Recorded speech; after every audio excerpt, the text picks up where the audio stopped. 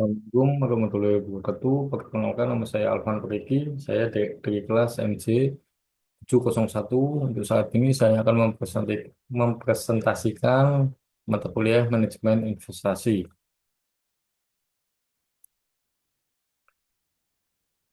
Saat ini saya akan mempresentasikan jurnal dengan berjudul Analisa Peranan Pemerintah Terhadap Praktek Fundraising dalam Strategi Investasi Keuangan Berkelanjutan Berbasis ESG yang ditulis oleh Julius Adichandra Muktiono Wian Cipto.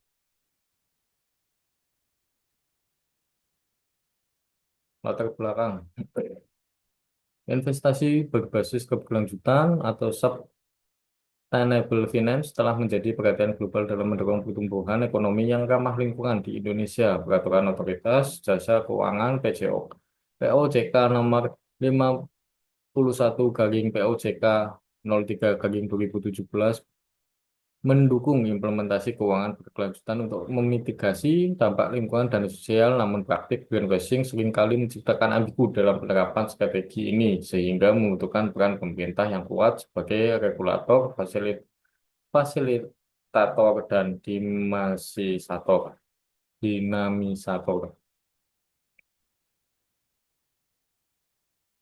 Untuk rumusan masalah, yang pertama itu adalah bagaimana pemerintah dapat mengatasi risiko greenwashing dalam strategi investasi keberlanjutan berbasis ISG.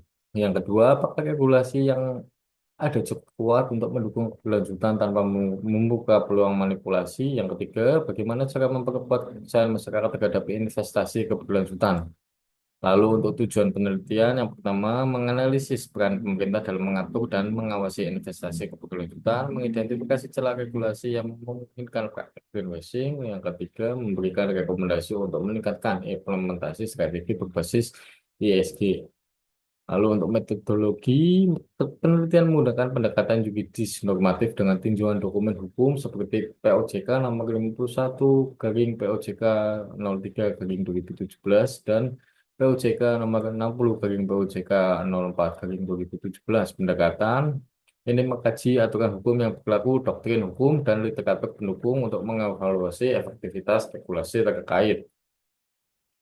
Hasil penelitian, kebutuhan indikator spesifik ESG regulasi yang ada telah mewajibkan lembaga keuangan untuk menerapkan prinsip ESG berdasarkan POJK nomor 51 POJK 03 garing 2017. Namun aturan tersebut belum memiliki indikator spesifik dan terukur untuk mengukur keberlanjutan secara objektif. Hal ini menyebabkan interpretasi yang bervariasi di antara perusahaan dalam implementasi ESG. Dua, pengawasan terhadap klaim perusahaan, kurangnya mekanisme pengawasannya ketat terhadap klaim keberlanjutan memungkinkan perusahaan untuk melakukan greenwashing tanpa audit independen. Klaim ramah lingkungan dari perusahaan seringkali tidak diverifikasi dengan baik sehingga menurunkan kepercayaan investor. Kasus praktik greenwashing penelitian menemukan contoh kasus global pada Coca-Cola yang mempromosikan kampanye World Without Waste untuk menciptakan keberlanjutan, namun data menunjukkan Coca-Cola masih menjadi penyumbang limbah plastik terbesar selama 4 tahun berturut-turut. Selain itu, botol kertas ramah lingkungan yang mereka perkenalkan ternyata masih mengandung lapisan plastik sehingga sulit untuk didaur ulang.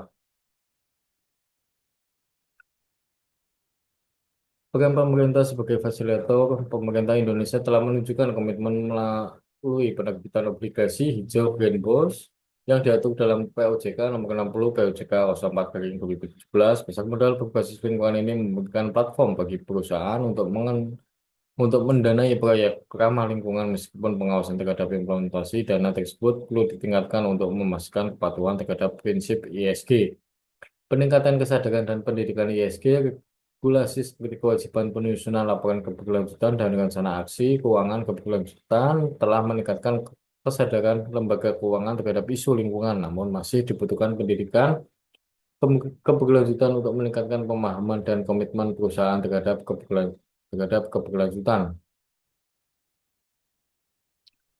Untuk analisis kritis yang kejelasan tujuan penelitian, relevansi terhadap penelitian sangat relevan dengan isu global yang sedang berkembang yaitu integrasi aspek lingkungan sosial dan tata kelola ESG. Dalam dunia bisnis, pembahasan tentang greenwashing sangat aktual mengingat banyaknya perusahaan yang mengklaim keberlanjutan namun tidak didukung oleh praktiknya yang nyata. Fokus penelitian ini memiliki fokus yang cukup jelas yaitu mengevaluasi regulasi ESG di Indonesia. Namun perlu dipertanyakan apakah fokus ini terlalu luas atau terlalu sempit. Jika terlalu luas, pembahasan mungkin menjadi terlalu umum. Sebaliknya, jika terlalu sempit, penelitian ini mungkin kehilangan perspektif yang lebih luas tentang ESG.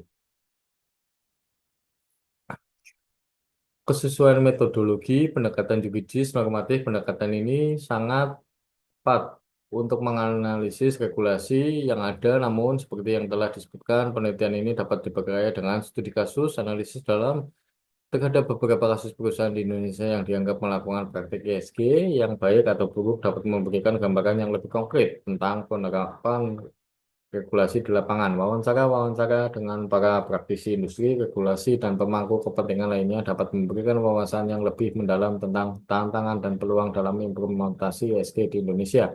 Survei-survei terhadap perusahaan-perusahaan di Indonesia dapat memberikan data kuantitatif tentang tingkat kesadaran dan penerapan praktik ESG.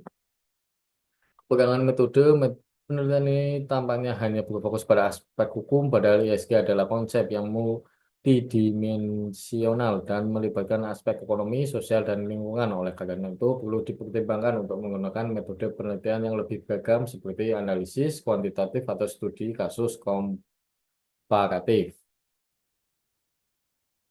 Dukungan hasil pada kesimpulan, kekuatan logika, temuan penelitian secara umum mendukung kesimpulan yang diambil, namun perlu dijelaskan lebih lanjut bagaimana temuan-temuan tersebut saling terkait dan membentuk sebuah argumen yang koheren ke dalam analisis. Analisis terhadap peran teknologi dalam pengawasan ESG masih terasa kurang mendalam. Penelitian ini perlu menjelaskan secara lebih rinci potensi dan tantangan penggunaan teknologi seperti blockchain, artificial intelligence dan big data dalam meningkatkan transparansi dan akuntabilitas ESG. Lemahan penelitian, kurangnya konteks lokal seperti yang telah disebutkan, absennya studi kasus dari perusahaan Indonesia membuat penelitian ini kurang relevan dengan kondisi lokal, padahal konteks budaya, ekonomi, dan politik yang unik di Indonesia dapat sangat mempengaruhi penerapan ESG. Fokus yang terlalu sempit, penelitian ini mungkin terlalu berfokus pada aspek regulasi dan kurang memperhatikan aspek-aspek yang relevan seperti peran pasar modal, peran masyarakat sipil, dan dampak ESG terhadap kinerja keuangan perusahaan. Kontribusi penelitian, pengisian kekosongan literatur, penelitian ini memberikan kontribusi yang signifikan dalam mengisi kekosongan literatur tentang ESG di Indonesia. Rekomendasi kebijakan yang diberikan dapat menjadi masukan yang berharga bagi pemerintah dan pemangku kepentingan lainnya dalam upaya memperkuat regulasi ESG di Indonesia. Saran penelitian lanjutan perbandingan antara negara melakukan perbandingan antara regulasi ESG di Indonesia dengan negara-negara lain di kawasan ASEAN atau negara-negara maju dapat memberikan perspektif yang lebih luas tentang perkembangan ESG di tingkat global. Studi longitudinal melakukan studi longitudinal untuk melacak perkembangan regulasi ESG dan praktik ESG di perusahaan-perusahaan Indonesia dari waktu ke waktu dapat memberikan gambaran yang lebih komprehensif tentang dinamika ESG di Indonesia. Analisis dampak ESG menganalisa dampak ESG terhadap kinerja keuangan perusahaan, reputasi perusahaan, dan kesejahteraan masyarakat dapat memberikan bukti empiris tentang manfaat dari penerapan praktik ESG.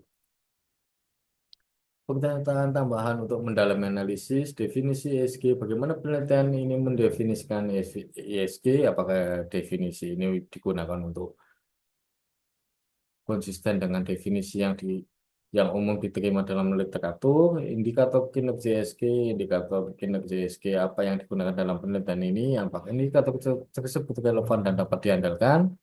Peran pemerintah peran pemerintah dalam mendorong penerapan ESG di Indonesia, kebijakan apa saja yang telah dikeluarkan oleh pemerintah, dan tantangan implementasi apa saja tantangan utama dalam implementasi ESG di Indonesia, bagaimana perusahaan-perusahaan di Indonesia mengatasi tantangan tersebut. Kesimpulan dan implikasi penelitian ini menunjukkan bahwa kerangka regulasi keuangan berkelanjutan di Indonesia telah menunjukkan kemajuan yang signifikan. Namun, adanya celah dan potensi manipulasi menandakan bahwa masih terdapat ruang untuk perbaikan. Beberapa implikasi penting dari penelitian ini antara lain perlu penyempurnaan regulasi yang komprehensif. Regulasi ESG di Indonesia perlu terus diperbarui dan disempurnakan untuk menutup celah-celah yang ada. Hal ini mencakup penerapan indikator kinerja ESG yang objektif, indikator yang jelas dan terukur akan memudahkan perusahaan dan melaporkan kinerja ESG mereka dan memudahkan pemangku kepentingan dalam melakukan evaluasi. Penguatan sistem audit independen, audit yang dilakukan oleh pihak independen akan meningkatkan kredibilitas laporan ESG dan mengurangi risiko greenwashing. Peningkatan transparansi, perusahaan perlu diwajibkan untuk mengungkapkan informasi ESG secara lebih transparan dan detail, termasuk risiko-risiko yang terkait dengan aktivitas bisnis mereka. Pentingnya peran semua pemangku kepentingan penerapan ESG yang efektif tidak hanya menjadi tanggung jawab perusahaan, tapi juga melibatkan peran aktif yang berbagai pemangku kepentingan seperti pemerintah, regulator, investor, masyarakat sipil, dan media.